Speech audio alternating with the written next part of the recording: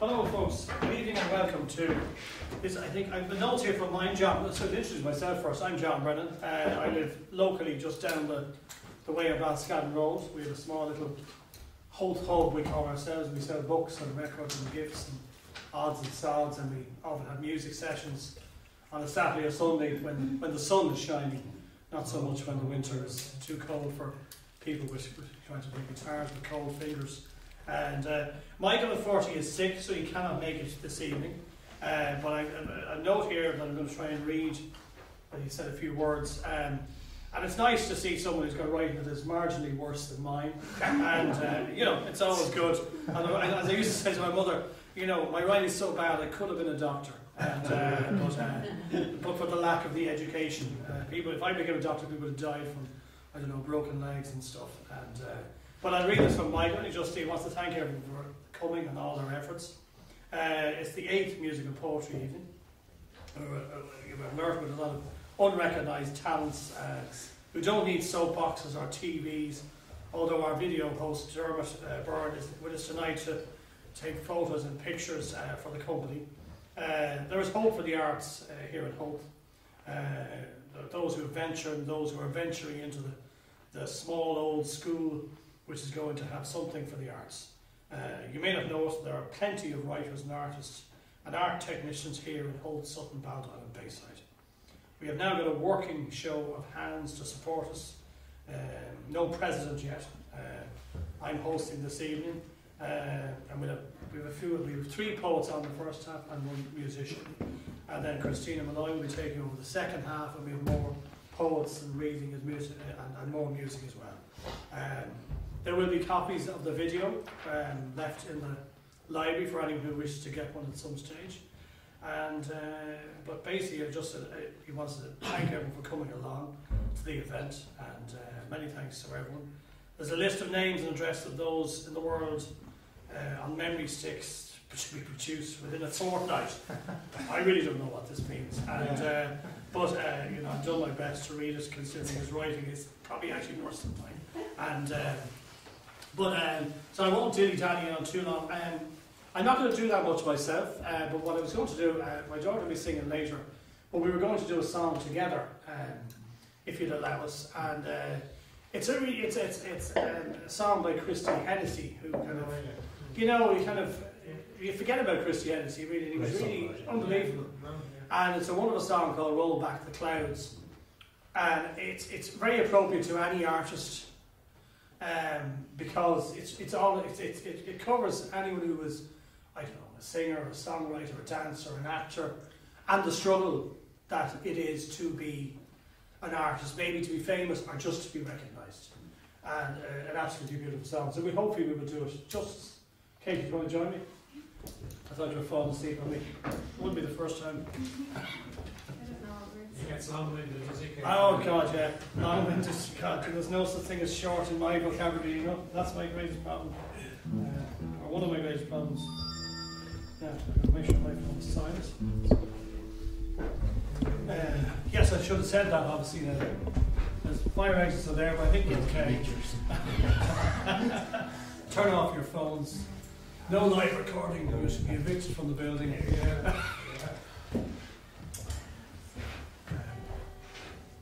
See you, James.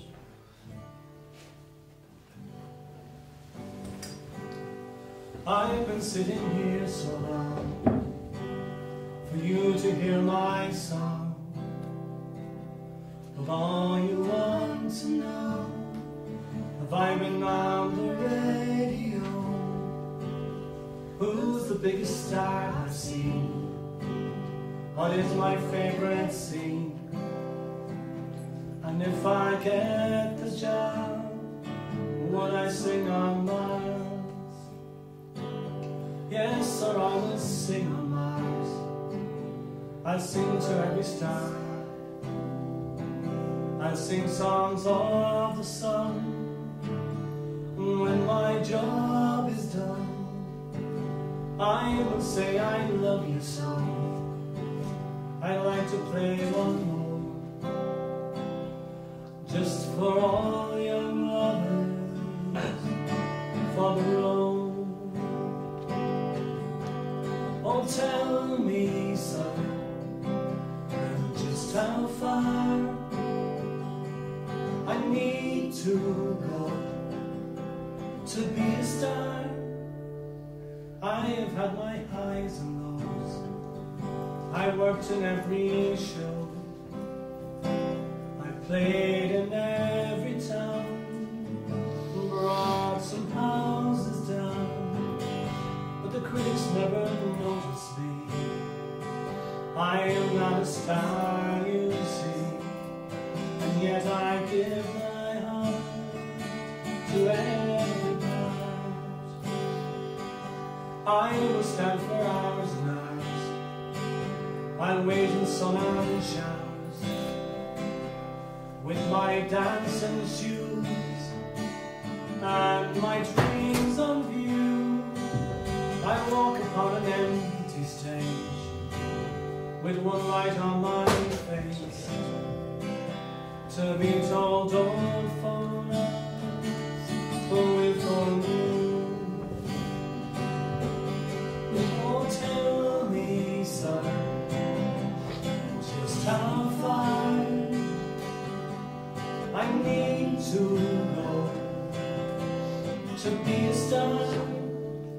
Every day the same old scenes, the same old happenings, 100 miles of shows, yeah, no place to go. And when your luck is all run out, you're asked to take a bow. You just stole the show, and now you're on your own. Oh yes, sir, on Mars, my dream scene is me a star, me a star, I am a star. Thank you very much. I hope I didn't butcher it. No. All right. No, very gentle. Now, so I'm going to introduce our first guest this evening, Mr. Frank Callery, who's from the Howth Writers' Workshop, and Frank will be singing and reading some of his poems. So, folks, will you please welcome Frank Callery, please?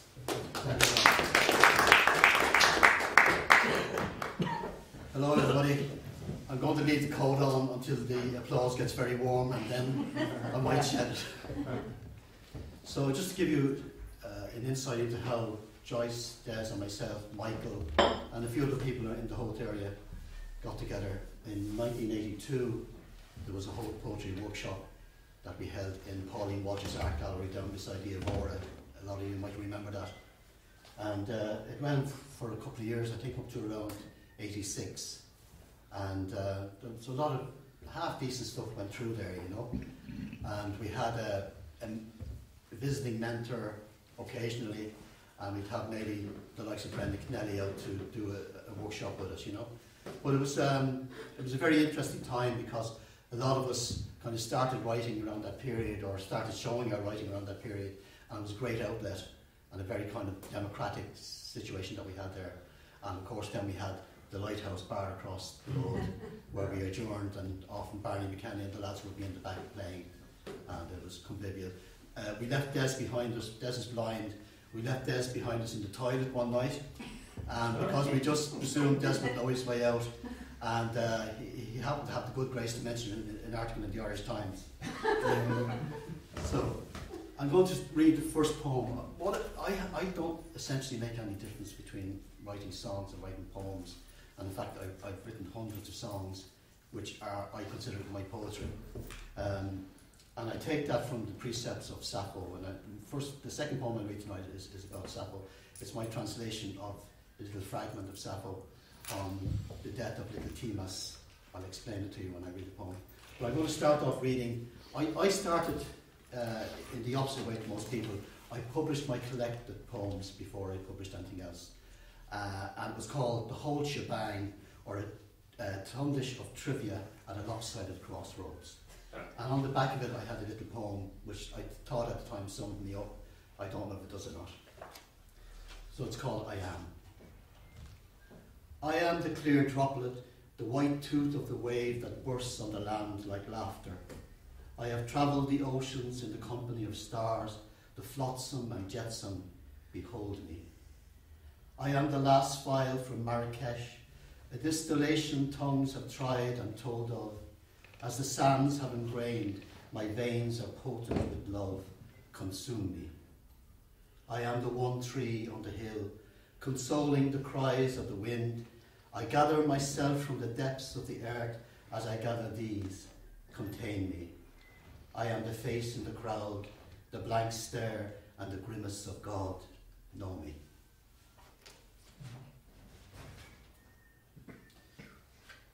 So I'm going to read a couple of poems and intersperse them with songs which are reading my poems. As I said, I don't make the distinction. And Sappho, who was a most fantastic and individual woman and poet, has left us great fragments, and they are actually songs. And she's actually credited with inventing or discovering the plectrum that we now use for guitar playing or sitar or whatever. And she accompanied herself on a kind of a lute or a similar instrument at the time. So this is Sappho, a version, and it's about the death of little Timos on the island of Lesbos. She died far from home in 582 BC. And it's a rough translation of the fragments with a little bit added on at the end. Sappho, a version.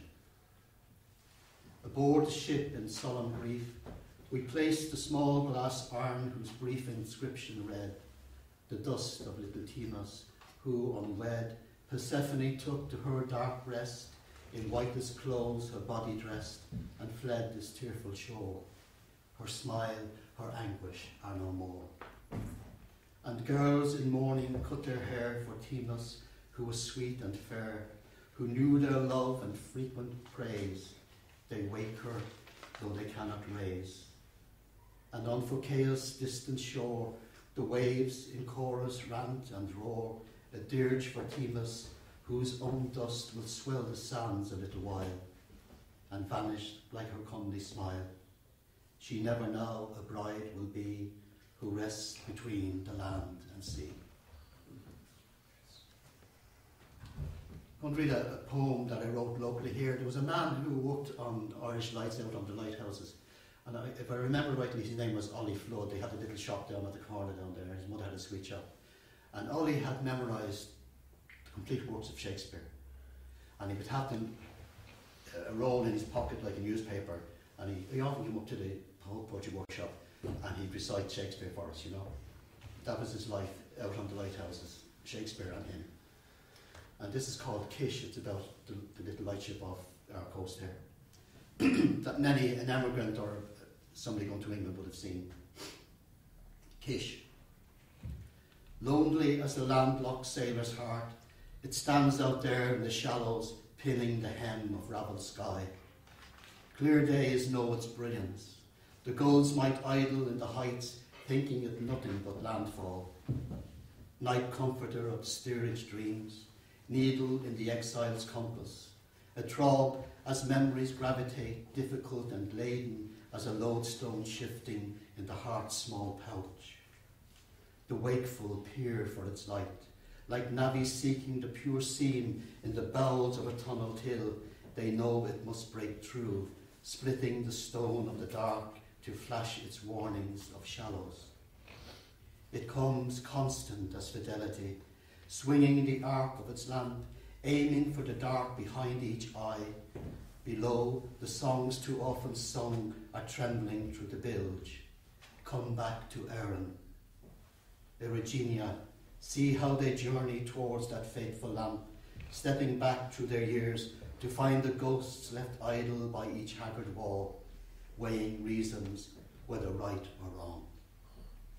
The reference there is to a work by John Scotus, where he's dealing with lighthouses and with right and wrong reasoning. I just thought I'd say that at the end of it. I should have said it at the start. So that leads me on to a song or a poem that I wrote for Barney McKenna. Barney in his latter years was blind, but he still farmed in Trim in County Meath and still played a lot of music around. And his last public gig was in the Clay Club in Liberty Hall,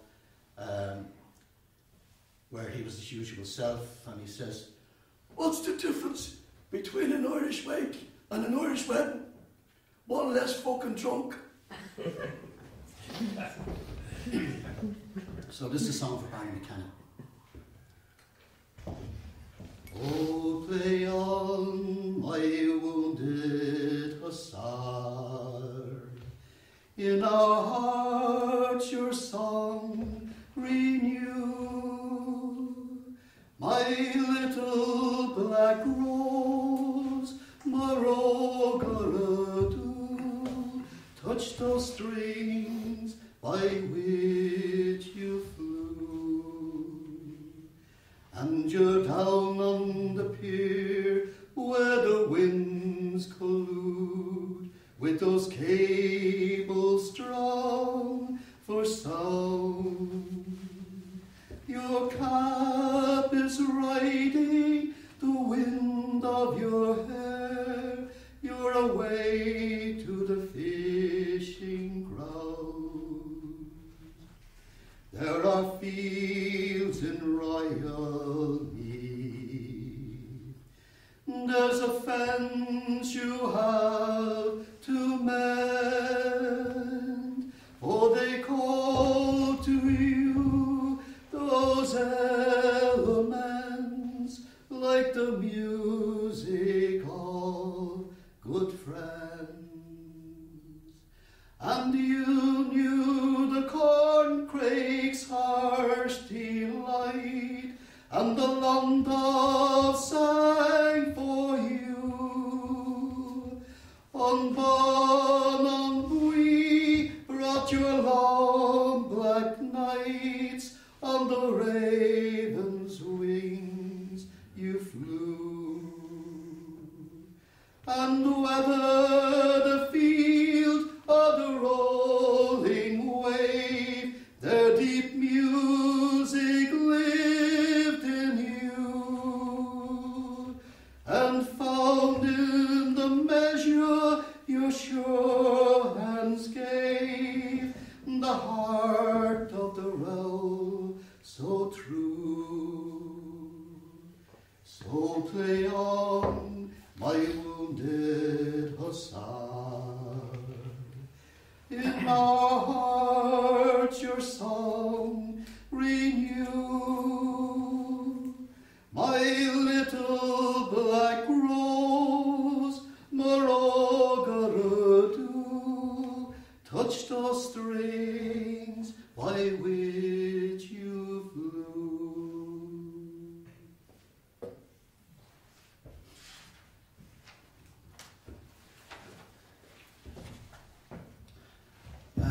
When I was a kid, I lived in the city centre, and then we moved out to Finglas, which was only, half an hour's walk into the city. And I used to mitch quite a lot in the Hugh Lane Art Gallery. In fact, I'd say I spent more time in the Hugh Lane Art Gallery because it was lovely and warm in the winter than I did in school. And I knew Jack Yeats's paintings kind of visually off by heart. I knew Harry Clarke's Beautiful Window. And I'll read a few poems now from that time. And I'm reading these because when Michael Compton lived on Dermot Sutton, just below Sutton there, his mother used to ring me and say, "Would you ever call and take Michael up to the Howth and look after him?" And in a way we all looked after Michael, and he looked after us in his own way too. But Michael had to go to do an audition for the National College of Art, and the place he did it was up beside the Hugh Lane Gallery. And he didn't want to go in, because it wasn't an auspicious day for him. But we managed to get him in anyway, and I said, "Be in the gallery when you're finished." He got the audition, presented a beautiful portfolio of, at the time, this doing beautiful butterflies, and they were just incredible work. So I went back in, I renegotiated my time with Jack Yates and the rest of them, and Harry Clark. And I'm reading this poem because Harry Clark lived and worked around the corner from where this building where Michael Gotti's audition was, and the Hugh Lane was beside it. So this is a poem on a painting called Many Ferries, Jack Yates painting. And I'll also do one on Leach, and then I'll sing a song I dedicated to Harry Clark and his beautiful work. Many Ferries. Our waiting knows no hurry. Time is anchored on these rocks. We are our own eternity in green. And sometime round that headland, a dazzled alizarin of black on ruffled sea, a ferry comes between the points of light. His eye perceived as harbour, Gladabioga, periwinkled shore, where silence is our waiting, shape conspires. The peopled islands imagined only, and the purpose of the brittle barks, with seagulls plying beyond the plaint and yellow sky.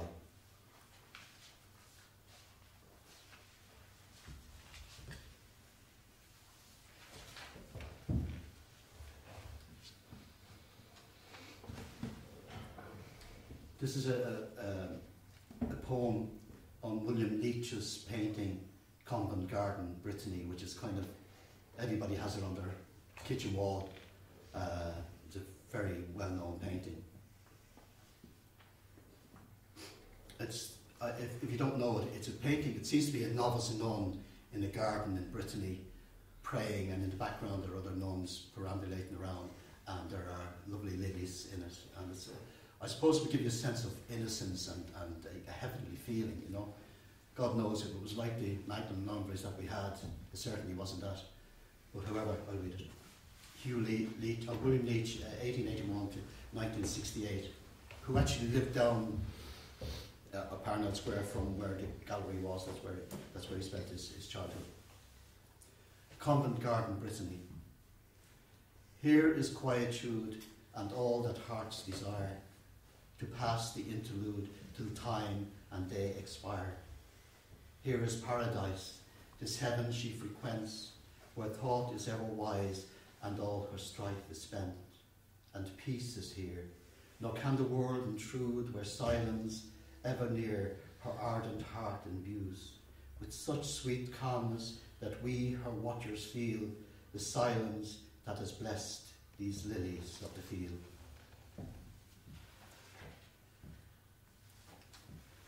This is Harry Clark. The quote which opens is from The Eve of St. Agnes, which is a great window that he did on Keats's poem. And anybody who's seen this knows it's a masterpiece and probably one of the best examples of stained glass in the world.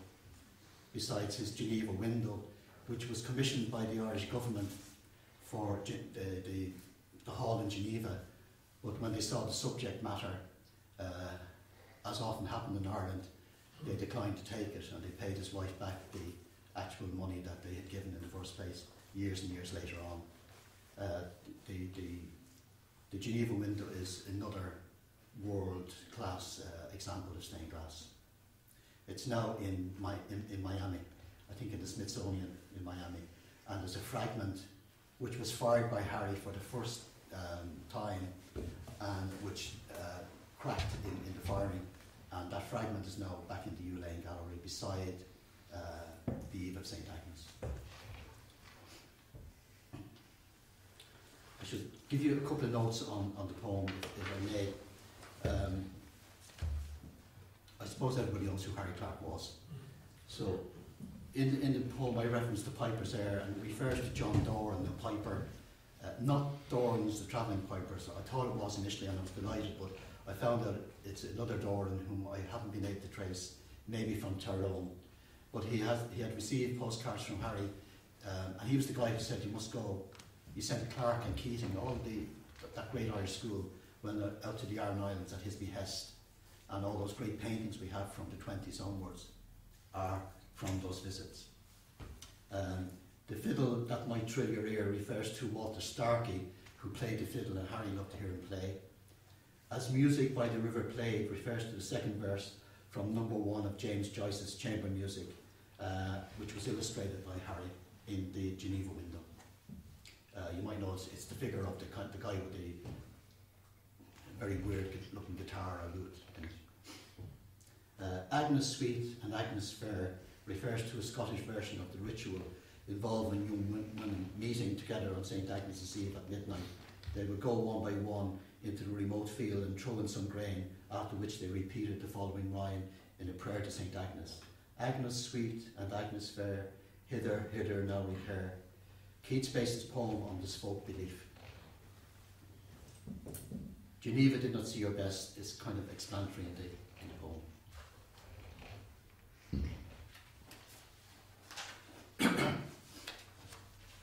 Harry Clark. They glide like phantoms into the wide hall, like phantoms to the iron porch they glide. I see you now, a phantom face that only your darkness could trace. You wander through the dappled light, the evening sunlight paints each notion and each stanza read, framed with light and tarnished lead. The piper's air you love to hear, the fiddle that might thrill. As music by the river played, you bent to silver and to glaze, their beauty and your own amaze, beheld in sinner and in saint.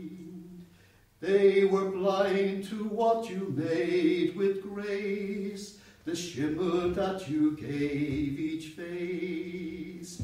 Agnes sweet and Agnes fair, hither, hither, now repaired. Geneva did not see your best, they hid for shame at some behest, besmirched the glory of your hand. They did not see nor understand all this, and in so short a life you brought that beauty from the strife, the ethereal lifted from the dark and signed by Harry Clark. Narrow as the lane behind the studio where you designed their mores and their breath of mind, the lip sync of their prayer. Now in this failing eastern light, your figures move into that night. Your face is there as well it might, shadowed, spectral, spare. For Geneva did not see your best, they shamed you as they shamed the rest. Their Gombian minds the bishop's writ rehearsed a death knell over it. But you moved in another age, bejeweled the margins of each page, the ethereal lifted from the dark and signed by Harry Clark.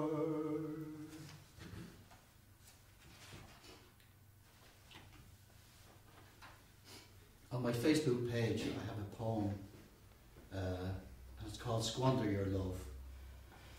And background pictures of children of lots of different nationalities in poor situations. And it's like I was giving myself an admonition for not being more generous in my thought towards people like that, you know. Like age or death, let us not discriminate. The we of ourselves or the them of the others measures no vital point on the geographies of love. Our bodies too appeal not for sad quarantine or pain, but the merged sameness of our spilt blood, remembering how our childhoods collided, cohered in simplicities. Squander your love, give hate a hard time. There is time to remember. We are poor passing facts, the poet said. Let us be true to that. It is certain and enough. I'll read a few short pieces now. Are we okay in time, John? Absolutely.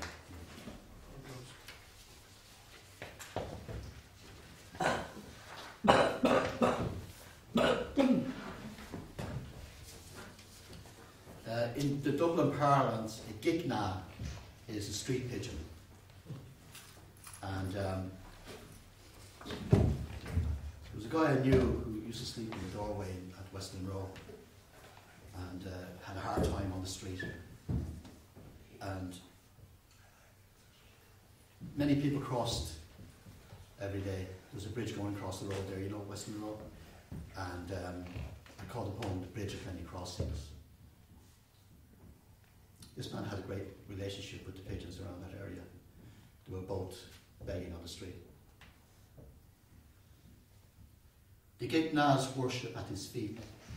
He's not a fisher king. He's just another on the street doing his daily thing. Taking readings from the sky, dab hand at divination, with a weather-beaten weather eye beside a railway station. May we in all our turmoil find the crooked pathways where he strides, between the fucked up rigid minds, avoid the pitfalls he avoids.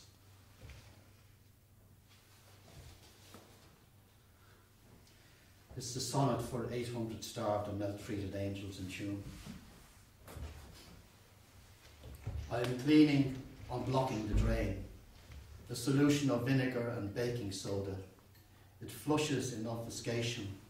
Nothing remains after the shushed rumble of the coda, the afterglow of finale, the final pain.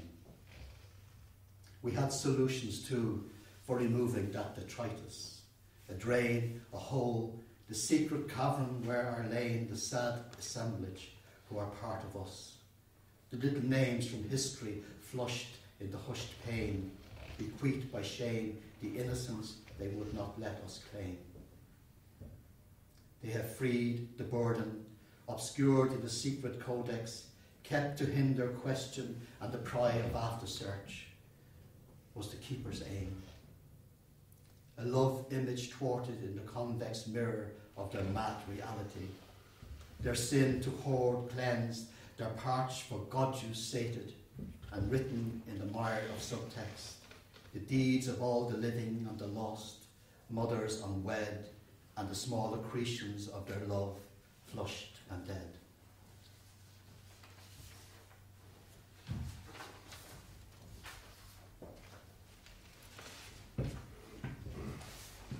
This is a poem called Blackwater. It's about the river Blackwater, which was possibly after the Sure, the most direct incursion for King John, for the Normans, for Sir Walter Raleigh, for Spencer, and all the guys who grabbed that land from Tulla across to Fermoy, the plains of Cork, and the great rivers.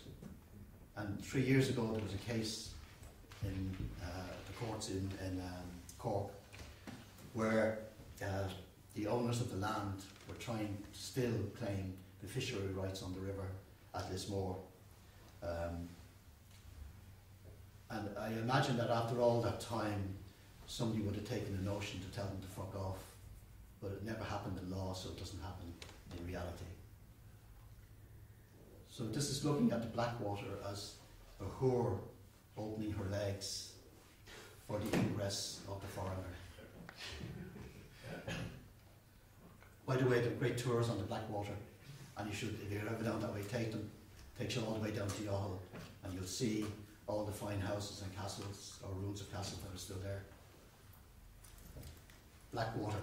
Oh, by the way, the Blackwater rises up in the Slieve Mountains, from where our great traditional music comes from.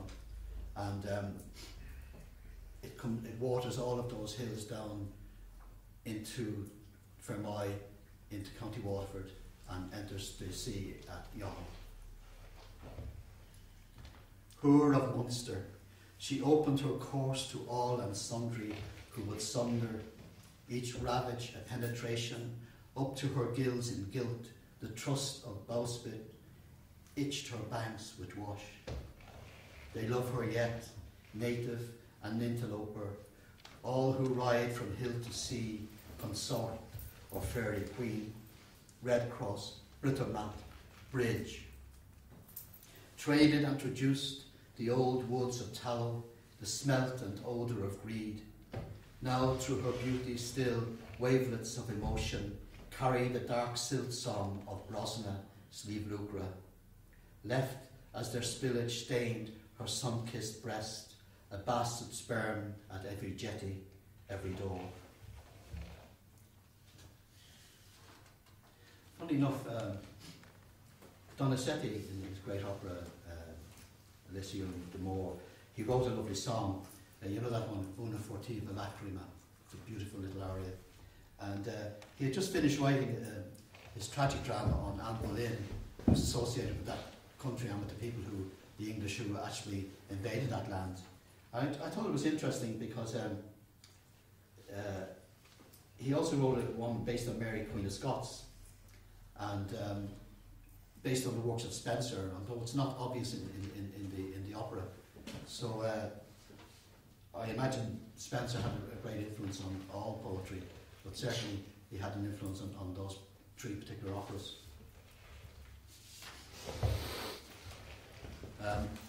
Michael Hartnett was a great Irish poet, and I met him last out in Kerrisford College years back at a reading. He'd just come up from Newcastle West, where he was staying in his granny's house, and he was one of the true voices for me in Irish poetry. And he always was a kind of a dark kind of fairy person. I always thought, not alone in language, but I always thought he had magical powers in the whole vein of his life. So this is from Michael Hartnett. By the wild bird's nest I will say your name. On the bleak hills I will search for you. From the river's gossip your words run clear. Madrolin Baija, my own haiku. I will walk the streets where your shadow haunts. Down those frightened lanes may your voice be true. Through the cherry blossom where Basho walked, I'll walk the same road to follow you. Oh, don't measure your flight by the proud eagle soaring. The song of the wren holds the loud note and true. To the sun's winter light, a bright soul extolling, Madrolin Baija, my own haiku. Oh, how brief your journey the hard road made. Your quick tongue sparkled with Gaelic jewels, and the bitter sweet you made your own. A jester king in a land of fools. By the wild bird's nest will wait to hear. In the margins note where you set your name. I will read the beauty your hand set fair. Mudrolling by Jah, my own haiku.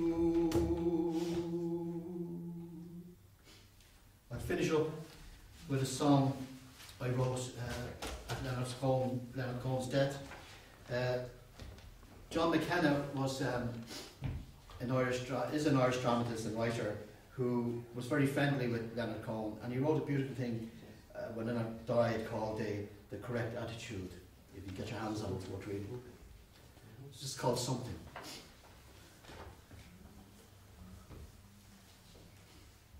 Something of you left its trace of mirror shine, a soul displaced in deepest pools of silver light. You came to view, I thought you might. You couldn't leave without a sign, the scent of you, the pure design, and all the sweet remembered bread I thought would vanish with your death. So ghost me now, and still in trance, a movement like a close-held dance, your hand in mine that looked that sigh I heard as you prepared to die. You whisper, and I hear my name, your voice still soft, yet not the same. I glance, and in the mirror there compose the windsweep of your hair. Something of you left its trace, it moves and moving haunts this place, like mirror shimmer, voice of fae. I answer as I beg you stay. Something, something, something left its trace. Thank you.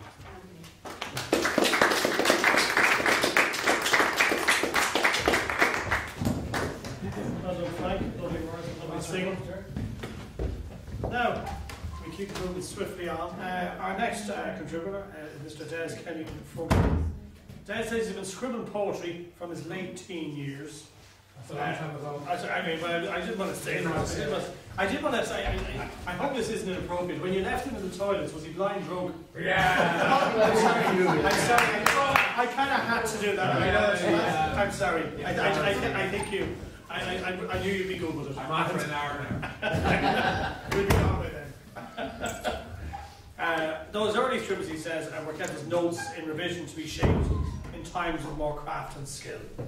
He now feels that maybe he should not have kept so many of those early beginnings of poetry and released into public view in his two publications, My Sense of Blind and Other Collected Poems, and his second volume, Past Tense.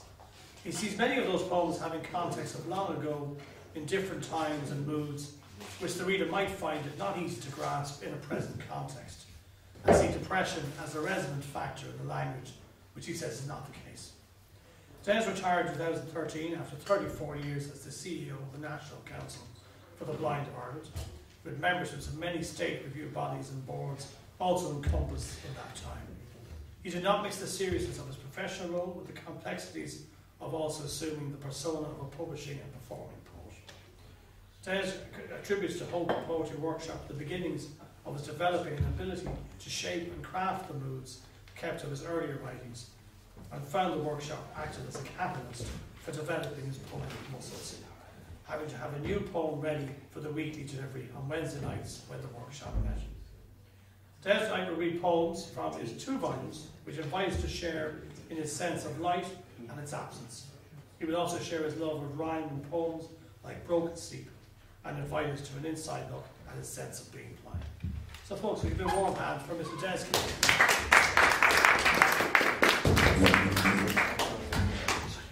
John, you read that so well, I'd nearly give you the volumes and you could read them yourself. There you go. And brought Next the time. fake ones along. Next there. time.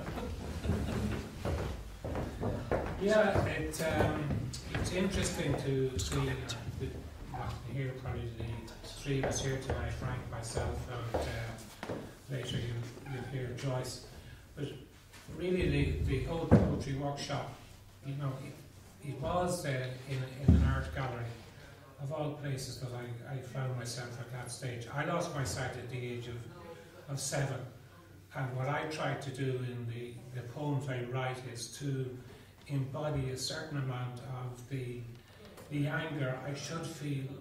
People feel that because you lose your sight you're on a quick, fast caravan route to heaven, and that there's no sin intervening in the way.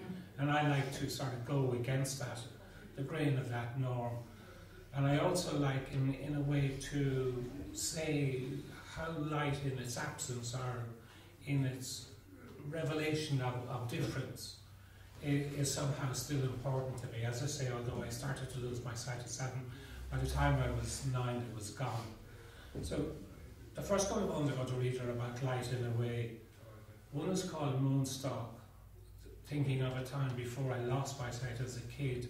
We are fascinated by the moon following you. Following face of night, glides on limbs of shadow, past houses of its quarter light. In step with step of children, running or stop to hide outside watchtowers of their eyes, sweeping where children stalk the moon or run from its silent stride. Moon and children glow as woven shadows of light where shadows meet. Then what is the spring like to me? People, and you see good poets who are all the time, and in some ways people here will in their own way look at clouds and things that are colour, shape and shade. So this is my perception of spring. It's called spring. Days less cold, less wet. The turf reeks and logs pile now in lower and lesser order. Close by the standing open kitchen door. Wildfires die and glow to going out. The dug earth cleaned by the winter's frost lies back in humus summers of new seed beds. Nearby crocuses and snowdrops tire down to their withered exhaustion on bruised grass, where feet have dug shallow graves in shoe shapes in muddy lawns of an early March spring. In the bird-filled sound of the waking ash, in a garden where wet clay smells like death, alive means being sad in graveyards of time, near to open frosted tombs of stirred buried things. Again, thinking of leaves and again things dying and things dead, and I do assure you I'm not a Prozac. The piled, okay, here we go. The piled and pressed leaves of many days fallen lie in dank scented stillness, kicked up into piles on both sides of the path. The memories in nostalgia they evoke are lost. They too have drained into furrows in the rain, into the forgotten whisperings on a summer's day. When they rustle, if now at all, the leaves have outlived their purpose to the trees cast of shade. It is to autumn's sanatorium, autumn's sanatorium cough, heaving with recrimination in the bare-limbed darkness where life melts away to die in the silence of another moved on ending year. Don't worry, it won't fall off when we survive these books. And the last one in terms of again, light and shade. I wrote this thing, I think, what is light to you? So I wrote the taste of light. Dawn is strawberry on my lips, morning blueberry on my tongue, noon watermelon drained of taste, evening nostrils full with plum. The sun is the thirst of light, the moon a quenching with sweet red apples. The day is a harvest of taste, the palette of picked fruits. There was one poem now that was in this collection at the very beginning that I wondered whether I would read it at all, because it's part of, if you like, a sadness. A person wrote to me about how difficult it was when his wife died of cancer, and how he was left with all the bills and the loss and the absence. So I wrote this poem, and it's one of those poems I said, should I have written that or not? And not there's anything wrong with it, but it's sad in its own way, but it also has its own time. My love is now an emptiness that fills with revived memories of little things, my love, my loves, my gnawing pain that kills. Our dressing table stacked with packs and pills and tubes and tubs and dabs for many things. My love, my loves, my gnawing pain that kills. Forgotten plants wither on windowsills, in a home lost for care where neglect clings. My love, my loves, my gnawing pain that kills. From open drawers and doors, our presence spills, while our bird broods limp on folded wings. My love, my loves, my gnawing pain that kills.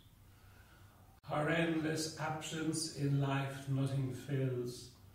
Our quartz watch runs beside our wedding rings. My love is now an emptiness that kills. Our gnawing is the bric-a-brac of wills, the chaos trivia dying brings. My love is now an emptiness that fills with blame of God for things of love he kills. Then I moved on to rhythm in my music. I suppose they're my kind of love poems in a sort of juvenile way, and that's why you can have your juvenile poems and notes and into your late teens and 20s, but when you start to publish it when you're nearly 65, people look at you and say, what the hell, there's something wrong with your man, you know? This is called the Muse Musing. It was a day of slow thought when you stepped into my dark, out of birthday candles blown out. A present to me arrived. There you were, precarious, close building in my mind, with your attraction directing me out of my empty mood of haze. Distractions teased my mind, like lust inside. See, I had to stop at the word. Distractions raised my mind like lust inside a flower, referring to the feeding of the bee.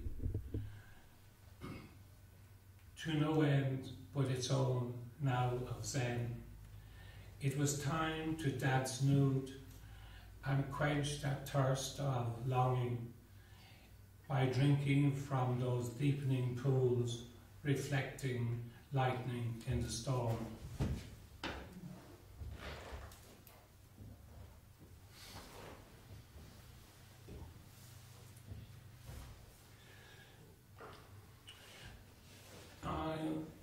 If you ever, in a quizzical sense, think of Mary Magdalene and the extent of which her relationship with Jesus could have probably been different, I said, okay, I'll write this, and seeing as I'm not likely to be, if I were a Muslim and I'd written this, I might be really terrible trouble. This one is Magdalene. To run naked beneath the moon, to dry and comb your streaming hair, to nestle in the arms of hammock stars, remotely real and nearly warm, to caress in her mind less than sacred thoughts of her passion's lassitude. She came hopeful, remembering to a lonely shore of ways forsaken. She came for comfort, a mirror and a comb, her recalled vanities of being human in so alone. She found him searching on the shore, the flotsam of dream-crushed tides. He sought fragments from that discarded cross he'd left in God's human latitude of thought. She helped him gather and reconstruct, piece by shattered piece, his human ways of life, slowing down his destiny to leave on an ebbing tide to a distant shore. She sustained again to know the repeated pain of losing faith on lonely nights of disappointed searching, through life's flotsam arriving on the flowing tide.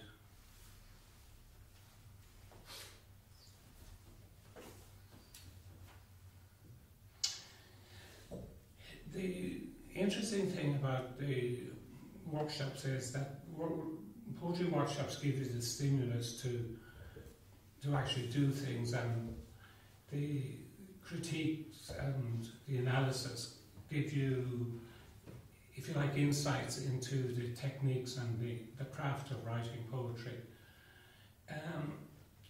But equally, workshops can be difficult places for anybody who's vulnerable, in that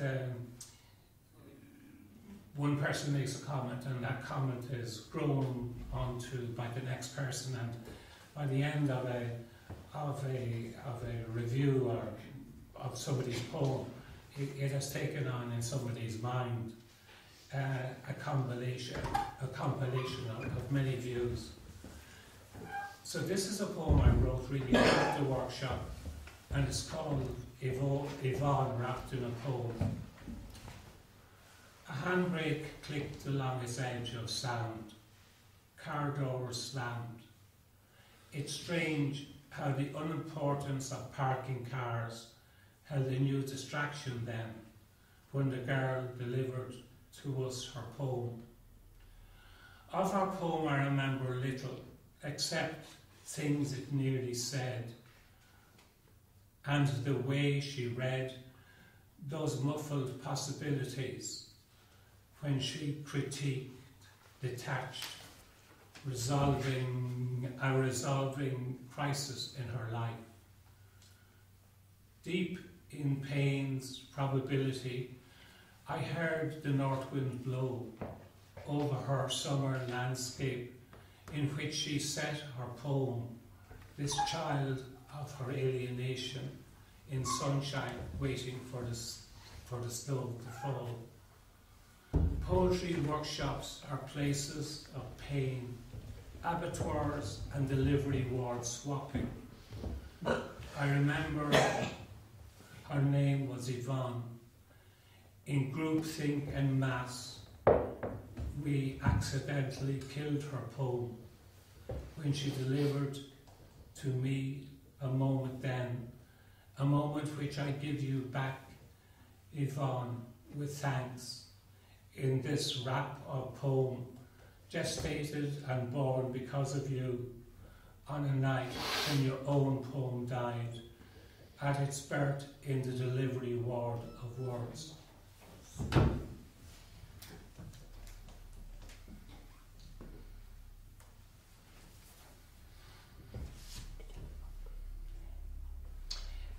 I like rhythm, and sometimes things take on their own rhythm, and maybe the meaning is not exactly important to the actual melody in the poem. A bit like Frank has turned to songs and the melody of singing and whatnot. In this poem, I just play with the melody of words and interaction. It's called The Wall Garden of the Heart. The wistful fabric of a weaving dream moves through moods of a growing season's change in the wall garden of the secret heart, where life's chaos and life's harmony seem to swap their places in the passing range of change, where pain's the sum of every part. In the wall garden of the laughing heart, summer moods and sighing dreams cast their length of soothing on the path of passing hours, of joy, pained days, of welcome tears, which start when peace and love are hurting in their strength, of tight-gripped moments in the shape of flowers. In the wall garden of the weeping heart, despair is nights decked of drawing dark from wells in which an empty moment swings, above the springs of sorrow's liquid art. Pain is a drowning world without an ark, the burial of hope when no bell rings. The wistful fabric of a weaving dream moves through moods of a growth seasons change in the walled garden of the sacred heart, where life's harmony and life's chaos seem to swap their places in the passing range of change, where love is the life in every heart. Now we go on to the ones that my own approach to sight loss and blindness and how I deal with some of the language in that, so I conclude with these poems. No acquiescence. No acquiescence is a bit like the opposite of thanking God for what has happened. It's the reverse of it. No acquiescence. Or are you asleep, dear God, that day? The day the sun went out in space. The day the pulse of darkness throbbed. Did you hear me blackened anger? Did you hear my blackened anger race the charred nerve ends of echoes to the ashes of your neglect? In that first abandoned morning without sunrise and daylight. Were you asleep, dear God, that day? The day you saw me sorely spit the bitten chewed up ends of prayer into the direction of your face? Did you watch me stumble, blasted, see me crawl groping out of light, see me not see you watching me as I left you in your disgrace? Were you asleep, dear God, that day, the day reason impaled itself in the no-like grief, incense air? Did you smell fate's snuffed out candle, and your existence questioned from that day and following similar empty days? You were asleep, cruel God, that day. I drowned you in my tears, from eyes left with no purpose but to cry. Now, enough sad, I don't be getting upset there. Let there be hope, but not for us all. I'll come back to read, Broken Sleep. I'll just give an interval in a sense of just trying to break that particular pattern of concern. This is a poem I've written around the melody and my love of rhythm and words and how they join and connect. Below the cliffs of crumbling, broken sleep, I hear the rise and sound of muffled waves as to and fro the ties of nightmare creep across my dreams to fetter them as slaves. In the sense of night, I sense the night beast's long-tongued hunting sighs.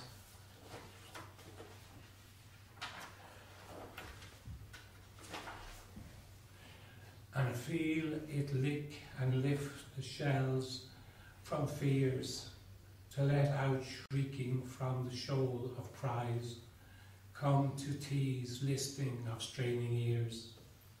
A ghost train tunnels on a nearby track, its gurgling diesel striking up a vie of nonsense to a metric click and clack.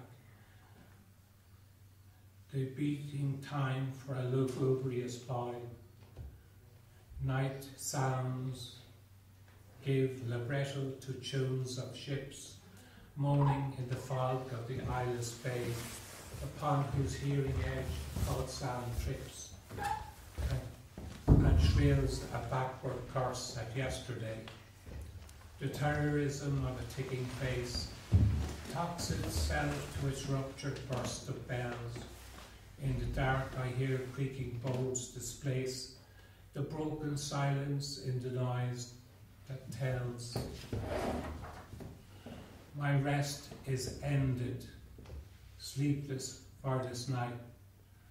The nightmares, night sound, and the singing sea leave in the huddled shadows run from light to wipe their slate of sleep and nightmares clean. Well, we go back to looking at Cyclops. I'll finish with this collection of poems. Inside looking out is my cruel, when my cruel riposte to something. When you were in school, or like I was, a special school, people came along and looked at you doing what you were marvellously doing, and said, well, this is the kind of the other side, inside looking out. And it's not meant to be cruel, it's just a different way of looking at things. They came with stare and show of care, those watchers from another zoo. In person third, their talk absurd of marvellous things they can do. Their memory, dexterity, the growing folklore catalogue of extra sense and recompense that brought new talent to their fall. They came to bleed another's mead, their leeches, those leeches with their much to do, while I performed within the norm for them to point, to clap, to coo. Before my cage of holding rage, their touch would pity move to sighs. The visit run and good deeds done, they left and took away their eyes. Wow.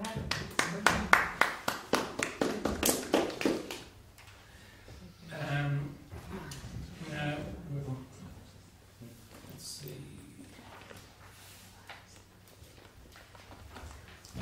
Yeah, we'll finish. I think I'll finish with this one really, which is I lived.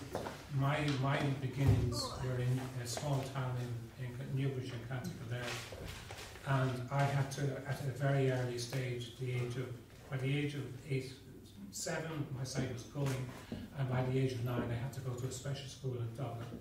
So this is a poem about that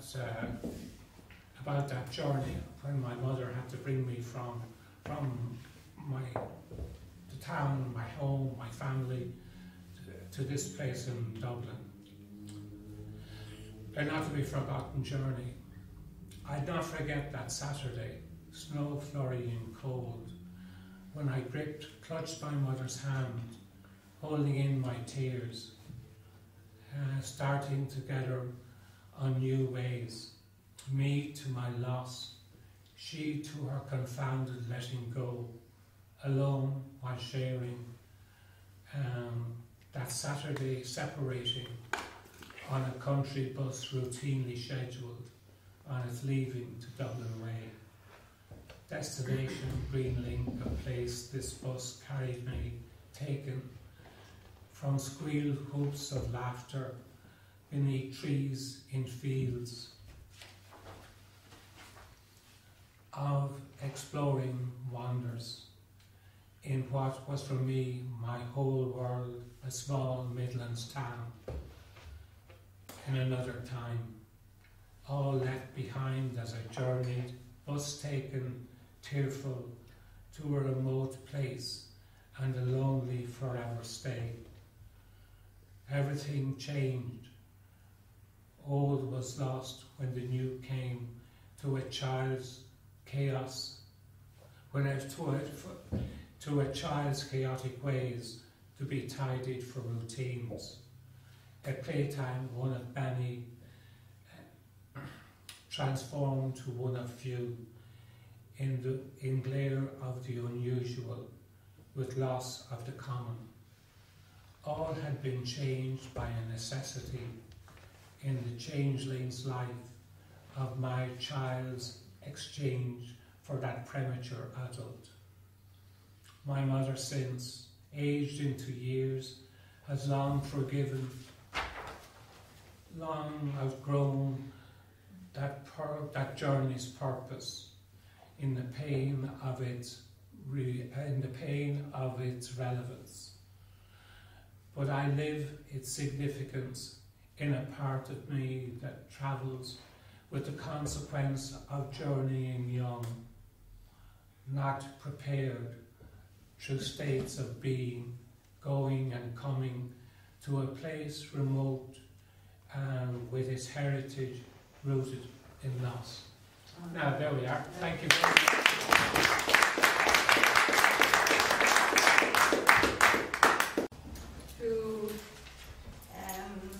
Well, why don't you say what made you start playing or what you're trying? I don't know, I started doing poetry and then kind of spilled over into music, so that's how I kind of started, you know. So, you have a very unique voice. So, best of luck. Enjoy. Right, this song is called Stop Feeling. It's it's a weird song. I wrote about I was at a funeral and I was so depressed I wished that I was in the box and not the person.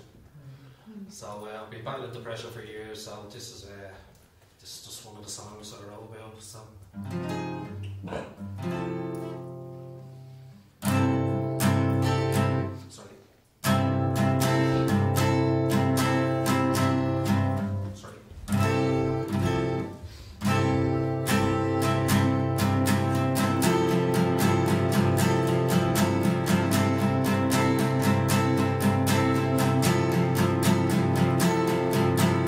Just like me,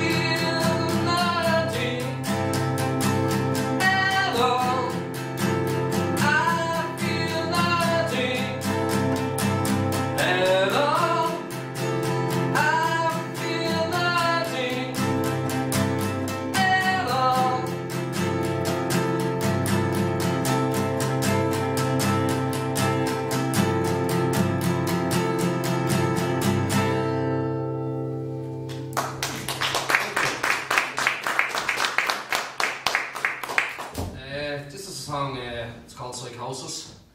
I wrote it years ago. I think it's on my second album. I just thought I'd give it a blast tonight. It's kind of the onset of my own kind of battle with depression and stuff, so I just wrote that song. Alright.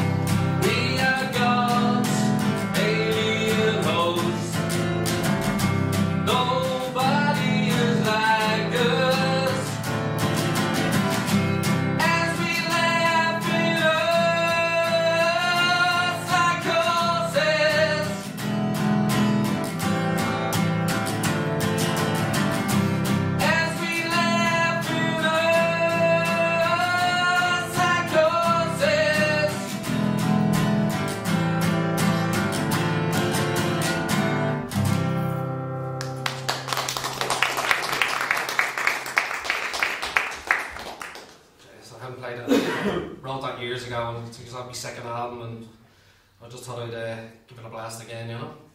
Right, this is a song I performed here a while back. It's called Air, and it's dedicated to Freddie Mercury. I tried to write a song about it, but I couldn't. So this is just, you know, just me going through the falsetto. So I kind of ripped off one of these songs called "Exercise of Free Love." But don't tell anybody. What's that? Thanks very much.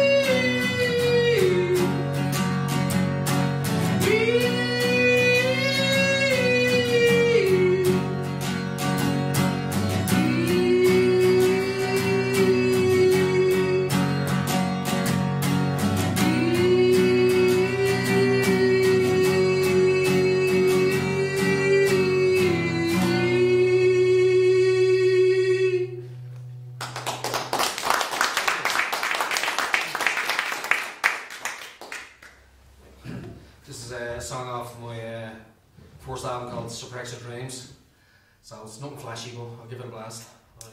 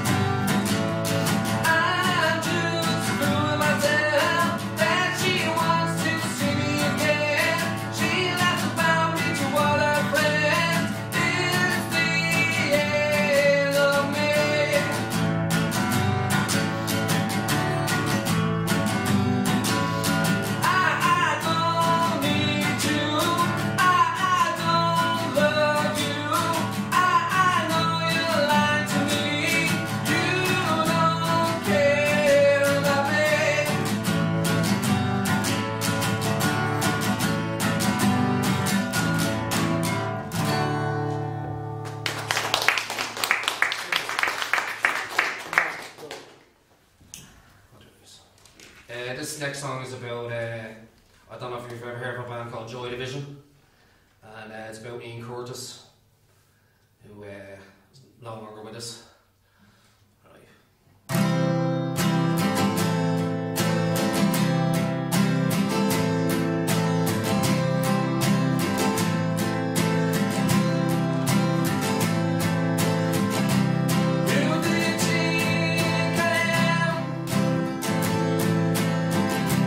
Time stands still.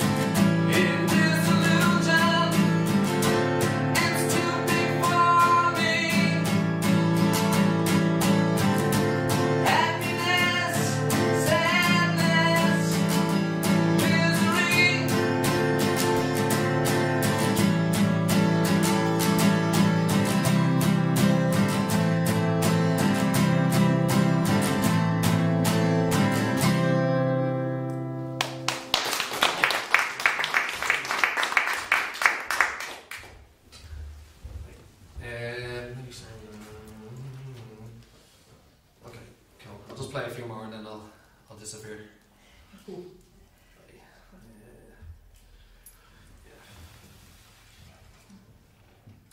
This is a song called VIP. It's about I was out with the lads. I was appearing on TV and doing gigs and stuff, and I was up in the VIP. I was very depressed and I was broken.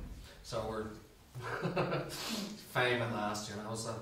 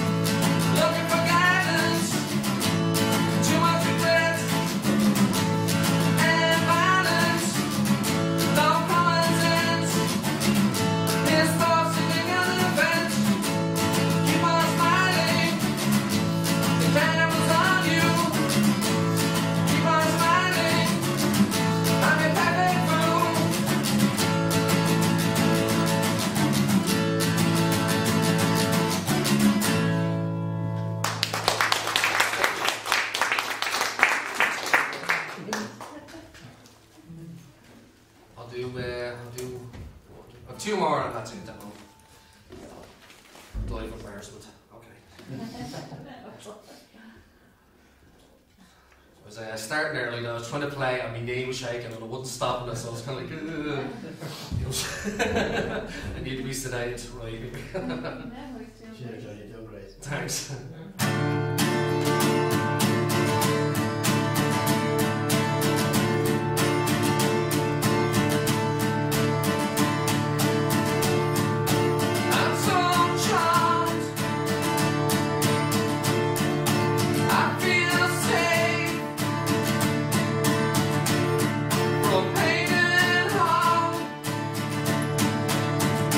I was in sleep too long.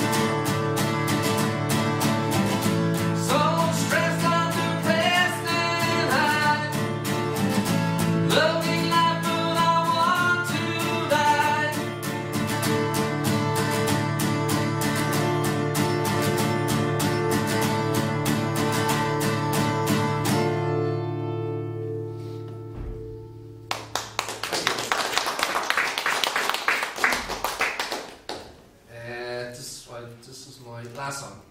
That's great. So this is we used to go to punk gigs, and some of the women there were beautiful and had their head shaved and had mohawks, and I just fell in love with them. Right, so this is called Shaved.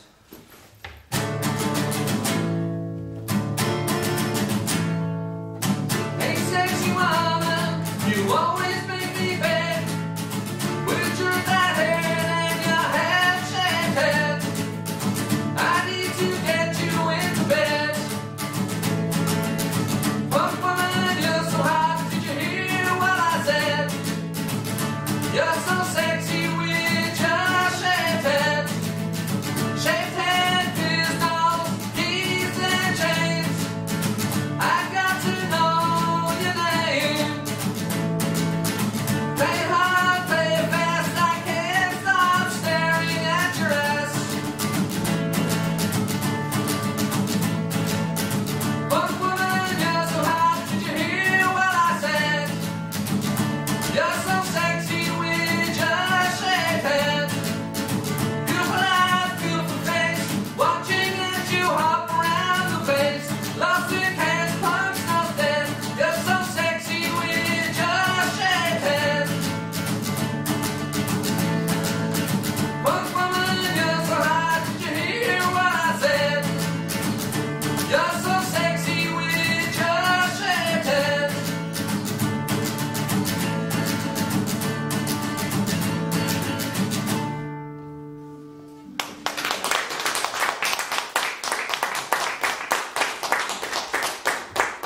Right, thank you. I'm done.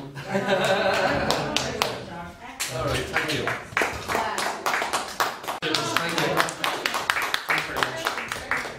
Well done, amazing. Aren't we lucky? I think you're better than Ed Sheeran or anyone, honestly. Thank you. It's real pure talent. So, next we have Anne MacDonald, Howth poet. So,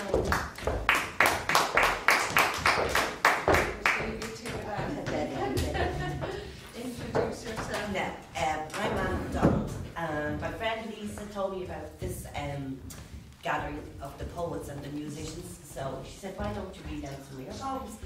So I tried to the last time, but when they called out my name, I flew out the door. So I says, "I'll try it again." So here we go. Okay, it's just poetry about people in my life and things in general that are just happening out and about, you know. Okay, so. Children playing with pellet guns, nothing to do, that's their fun. Shorts and trousers are all torn, need to get new uniforms. Teens reconciled around the grass, thinking that they have no class. The country's going bust their boom, and I'm looking to rent a room. All the people on the dole want to be on their payroll. Okay, so that's the first.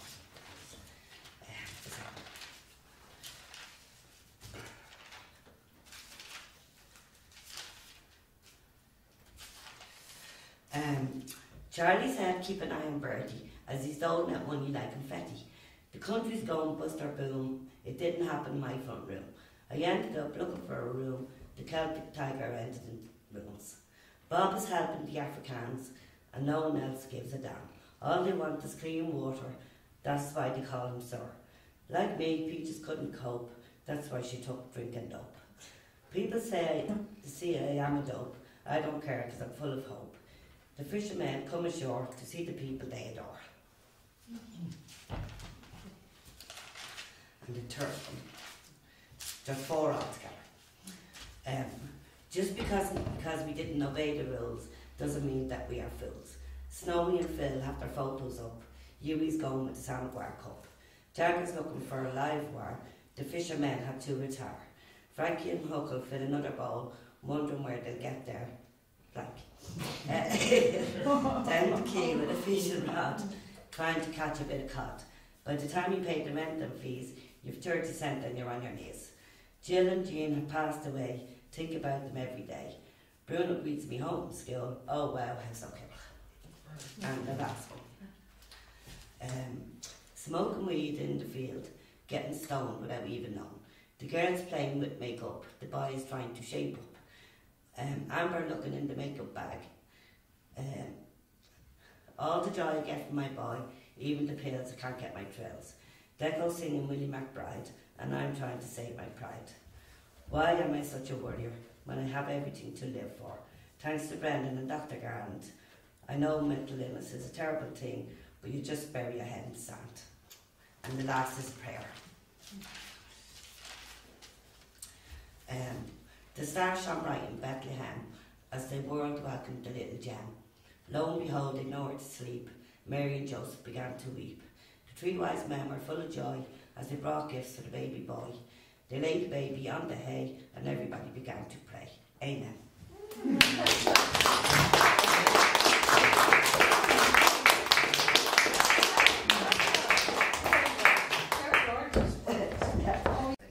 Okay. Masterpiece. Okay. Masterpiece. Maria's old art teacher, the one from the Institute no less, wants to use her art project for next year's presentation. Praise indeed. We still have one of her models here, a teeny tiny baby housed in a clay womb, scrunched up face clinging to its legs in a fetal position, holding on for dear life. I used to draw these fetuses obsessively as a teen. Gross, said my sister's friend once. And now my beloved Mimi is shaping them into life, clay life, catching them as they fall out of the comb, fall out of the heavens, sent from the sky, caught by brave little Maria in her nurse's scrubs, listening to the heartbeats as they come.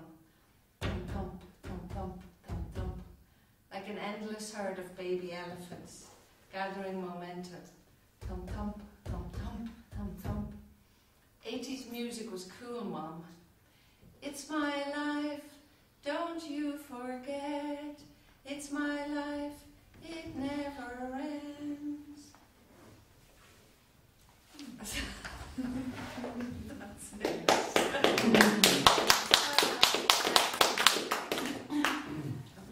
I'm going to just pick some randomly because I need a secretary.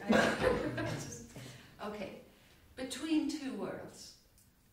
I have always been between two worlds, life and death, fixed on what was taken, blessed by what was given, haunted by ghosts of my past, my loved ones so far away like a different life, when summers were golder and I sat on my mother's knee, or watched my auntie brushing Oma's long white hair, then turbulence, despair, job to country didn't matter, not belonging anywhere. Then the 4 angels, every one with golden hair, before I ever knew it, the answers to my prayer, before I knew it was a prayer. God was always there, not in any building, as that tramp once said. I was searching desperately for answers in my head. They weren't there, only in my heart, not too weary to love. Just in them, in everyone and everywhere, still drawn to the margins, the lost souls everywhere, the light in me stronger than the fear around. I have a deep need to show them a way out, to never give up. How quickly love can turn us around. So that's it.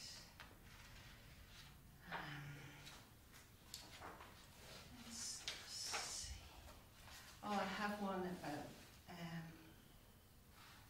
my big girl. Let's see. An iron cross. An iron cross. That's what they gave my granny when she lost her sons in the war.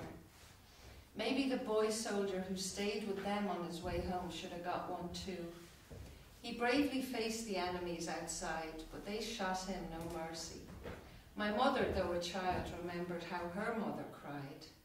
Maybe every mother who loses a child deserves an iron cross. To watch a loved one waste away, powerless to save them. I'll make you smile again, Mum. I'll make you happy and learn to play the piano when you're sad. The fire is raging, the ambulance not coming, and I in utter helplessness cannot save her.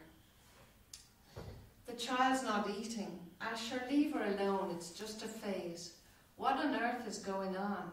I can see her skin and bone. Eating disorder, surely at 10 she's far too young. They're getting younger now, they say, dressed up like Mary, just as pale and frail and helpless in the school play. A little boy plays Jesus, leaning on her lap. Jesus, remember me when you come into your kingdom. It is too sad. I have to look away. I cannot save her. How God must feel to watch his children turn from him, powerless to save us. So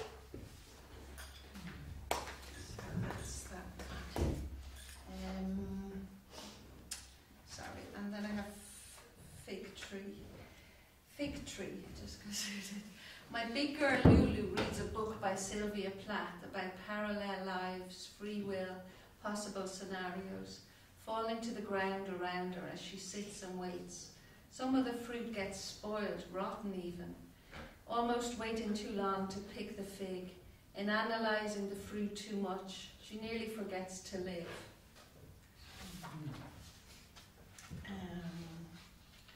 try not to. The glass slipper. I woke up crying. In my dream my mum was there, dressed for a wedding, all in gemstones, adored. Not burnt, not hurting, not crazy anymore. Just her beautiful self, completely restored. My sister was there, trying to steal my shoes. Playful, happy, her old self. Let's all get the same ones, green with a ribbon, like something from a fairy tale. But I didn't go to their school and no one will come with me, she said, a bit forlorn.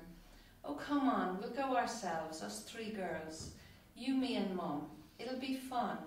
She smiled again and we danced and laughed like we hadn't in 30 years. The damage too great, collateral maybe. The wound too raw, the pain too sore. But this place had no tears or sorrow or heartbreak anymore. Only love restored. That's it. And I will just try and find one more. I finally put them all together, so that's a huge deal for me. And they're just like you're saying, the memories just come flooding back. But okay, I'll just do 2 more. So, the prayer room. The prayer room. As a child, I was sent there as a punishment for various crimes. Spilling the flask I was bringing to the staff room in the big school, or answering love to some question and everyone laughing, or just chatting or daydreaming or not having homework in on time. Story of my life. One day she left me there for the day, the whole day, with nothing but an open Bible for company. Jesus tempted in the wilderness, I still remember, and a photo of Lisa, the girl who died, with strict instructions to pray. Did I pray? I don't know really, but something soothed my soul that day as the red curtain rose and fell in the gentle breeze, like a mother's heart, a kindly mother's heart, not shouting, not drinking, not angry at Dad, just love in a gentle breeze. She came back for me eventually, the head nun. The others had long gone home. Oh my God, you're still here. Even I could see the guilt on her face for leaving me there all day. No food, no friends, no nothing, just sit and pray. But I must have smiled in a benevolent way from a faraway place to which my mind must have wandered that day. I didn't look annoyed or angry. I saw her distress and guilt and I was kind. From then on her attitude to me changed, I could tell. She still had to scold me to toe the line, to clip my wings a bit, but somehow she saw my kindness for her too that day, for her own genuine mistake, and her heart softened a bit towards mine.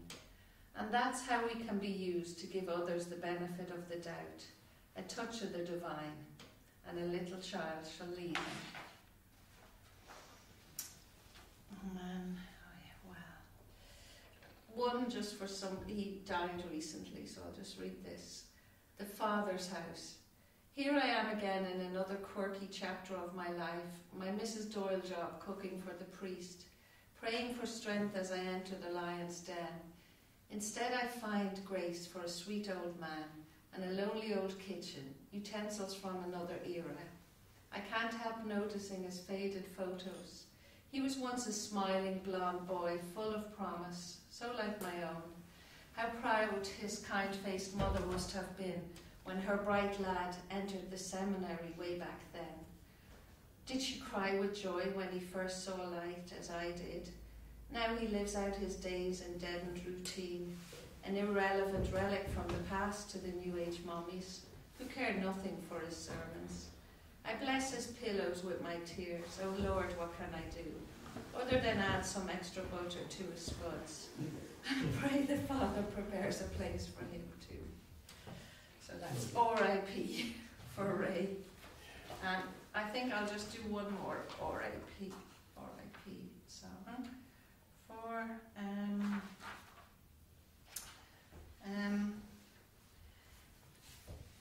can't see. Ladies who launch. They look so glamorous from afar, those ladies who lunch at the Marine today, but up close their worry lines more visible, signs of strain and struggles, signs of rearing children, signs of life. I put his little boy shoes on the stairs and turn around and make his dinner, and when I get back there'll be big man shoes there instead. I know how quickly it goes, and yes, I know how lonely life can be.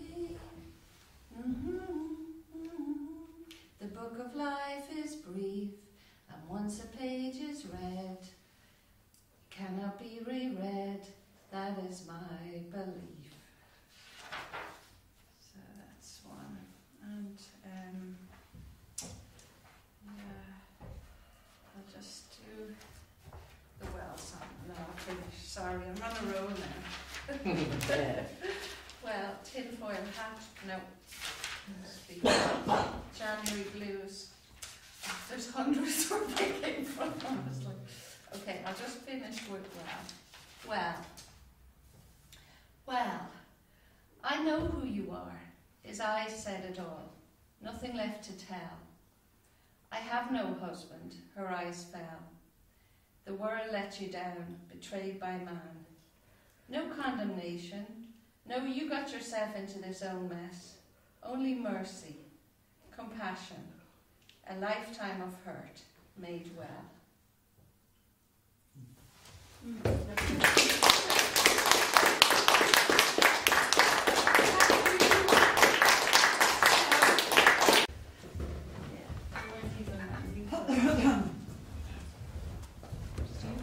Just met it in your manners. I didn't even have my new one.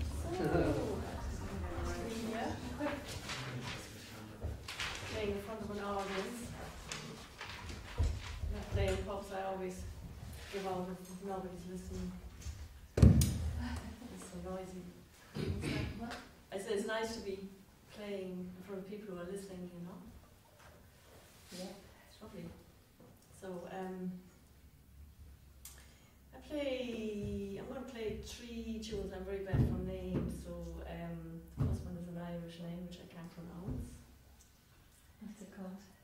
I can't pronounce it. It's actually on my CD. I have a CD outside.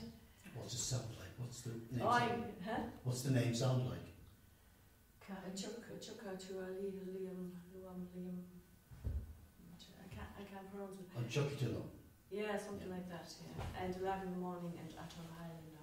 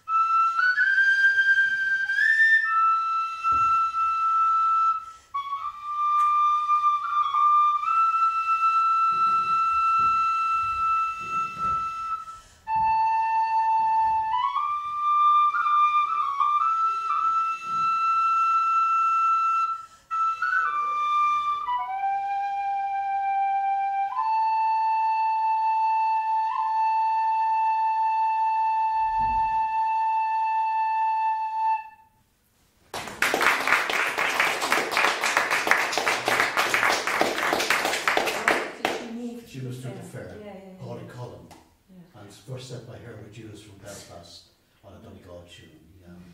It's beautiful. Well played. Do you want another one? Yeah.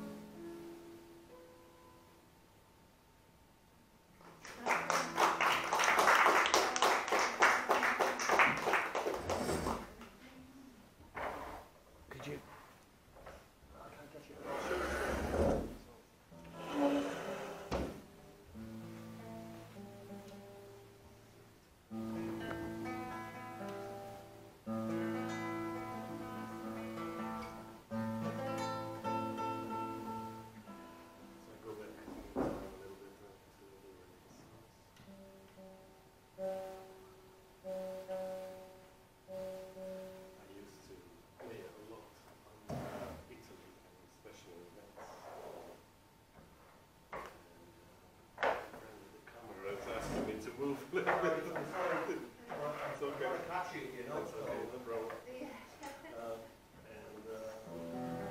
I met Venetian Renaissance pieces there, which were published in the early 1500s, actually 1500 That's where they started to print flute music. I got really fell in love with these Italian flute pieces. Francesco da Milano, Pietro Bocconi. Beautiful. So very simple, but so beautiful. So I'm going to play. I think it was Pietro Bocconi. It's called which is a dance section.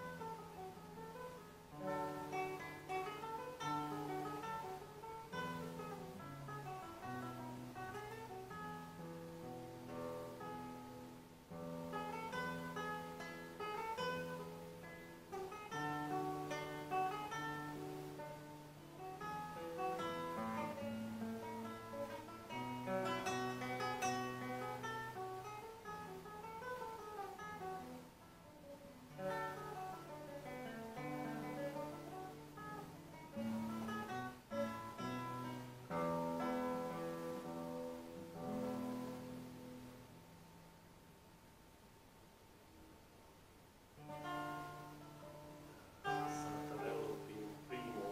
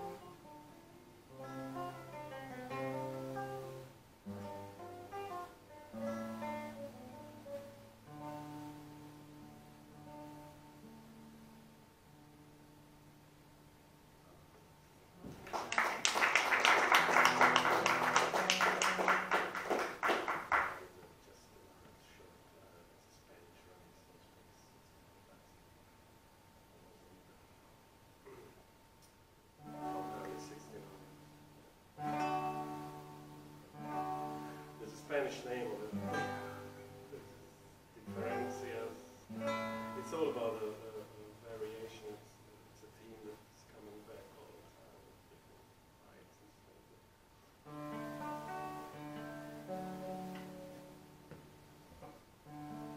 It's a loop tuning, so it's an F sharp instead of a G. So you have to regulate the G string is moving all the time.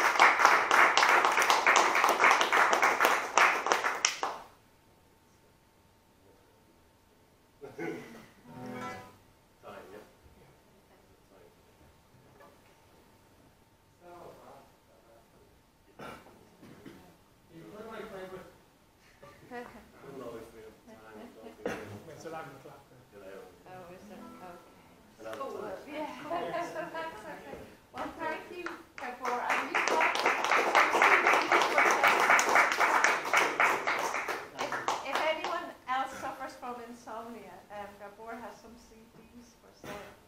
And just to say, in the nursing home